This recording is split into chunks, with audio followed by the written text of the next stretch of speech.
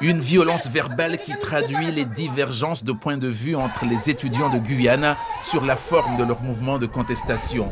Presque tous sont contre l'augmentation des frais universitaires à la prochaine rentrée scolaire. Presque tous s'opposent aux arrestations des étudiants étrangers en situation irrégulière. La divergence se situe au niveau du blocage de l'université. Martin, étudiant en droit, y est opposé. Le président de l'université n'est pas compétent pour gérer les problèmes de papier des étudiants étrangers.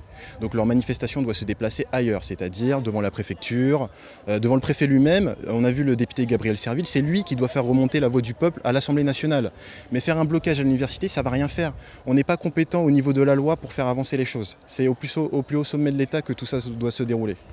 Malgré ces explications, Martin n'obtient pas la fin du blocage.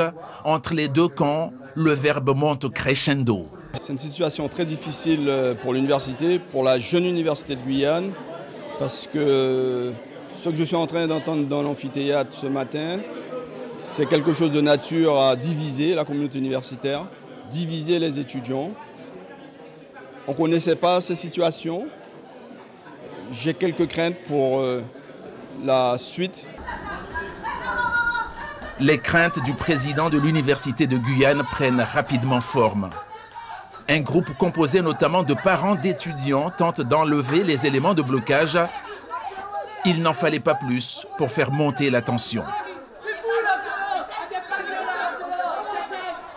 Si on avait convaincu les gens que ce n'était pas la manière d'agir, ils auraient enlevé d'eux-mêmes les palettes, ils ont enlevé d'eux-mêmes les chaînes. Mais non, on a préféré la force. On a préféré la force aux arguments. Et ça me déçoit. Ça me déçoit profondément de certains universitaires. Force a été de constater qu'il y a un affrontement intercommunautaire sur le campus depuis plusieurs jours. Je suis tous les soirs, tous les jours sur le campus et mon collègue Serville et moi, nous essayons d'apaiser la situation. Ça a dégénéré parce qu'il y a eu des propos inadmissibles tenus de part et d'autre dans l'amphithéâtre de ce matin. Des parlementaires et la direction de l'université de Guyane sont en réunion de crise en ce moment pour tenter de trouver une issue au conflit.